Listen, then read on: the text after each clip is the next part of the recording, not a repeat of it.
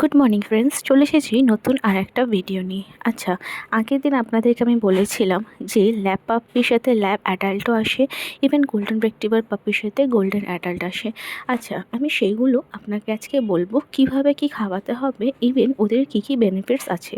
তার আগে বলে রাখি, আপনাদের যাদের বাড়িতে পস বেবি আছে তারা কিন্তু কোনো বেবিকে খেলানোর জন্য, অর্থাৎ কোনো হিউম্যান বেবিকে খেলানোর জন্যে কাইন্ডলি আপনারা এই বাচ্চাগুলোকে পারচেস করবেন না। কারণ দেখুন, ওদেরকে একটা ভালো ফ্যামিলি দিতে পারলেই আপনারা তাদেরকে কাইন্ডলি পারচেস করুন। আচ্ছা, চলে আসবো এবার গোল্ডেন রেক্টিভার আর ল্যাব্রাডর পাপ্পি নিয়ে। বলে রাখি, গোল্ডেন রেক্টিভার বা ল্যাব্রাডর পাপ্পি কিন্তু খুবই ভালো হয়। আচ্ছা, চলে আসি ল্যাব্রাডর অ্যাডাল্টে।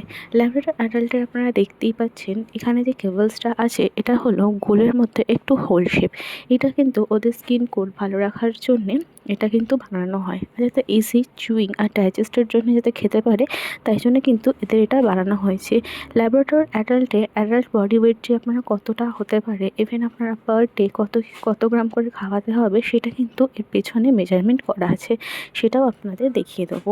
এবার একটা কথা বলে রাখি, গোল্ডেন প্যাকেটটা আমি এই কারণেই বলছি, দেখুন ম্যাক্সিব্রিড তো সবাই আসে, তো ম্যাক্সিব্রিড তো এরাও পড়ে, কিন্তু ল্যাবের জন্য স্পেসিফিকভাবে বানানো এই কারণে যাতে ওরা বেশি ওভারওয়েট না হয় বা ওবেসিটি বা ডাইজেশনের কোনো প্রবলেম না আসে। চলে আসি গোল্ডেন রেক্টিভার পাপ্পি। কেবলসটা দেখছেন একটু ওভাল শেপের। এটা কিন্তু ওতে পাপ্পি ফারটা কিন্তু ভালো রাখার জন্য সেরকম কিন্তু কোনো কাজ করে না। এখানে স্কিন কোট দেওয়া আছে ঠিকই, কিন্তু পাপ্পি ফারের জন্যে ওদেরকে অ্যাডাল্ট কোটে কিন্তু দেওয়া আছে, যা বেনিফিটস অ্যান্ড প্রোটিনস জাতীয়। গোল্ডেন রেক্টিভার অ্যাডাল্ট আপনারা দেখছেন লেখাই আছে স্কিন অ্যান্ড কোটের জন্যে।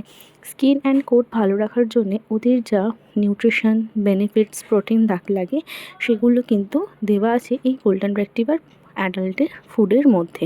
আচ্ছা, বলে রাখি এই ফুডগুলো কিন্তু আপনার লাইফ টাইম বেবিদেরকে খাওয়াতে পারেন, এগুলো কিন্তু ওদের জন্যই বানানো।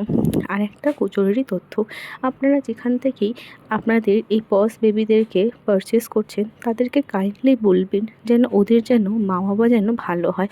ব্লাড লাইন ভালো না হলে অনেক সময় ডগরা অনেক বেশি অ্যাক্টিভ হয় না বা অনেক প্রবলেমস নিয়ে আপনার বাড়িতে আসতে পারে। তাই জন্যে আপনারা চেষ্টা করবেন যখন কোনো বেবিকে পারচেস করবেন তাকে যেন ভালো করে যেন দেখবেন, আর বিশেষ করে এই মিয়াও পুষিগুলোকে। Thank you.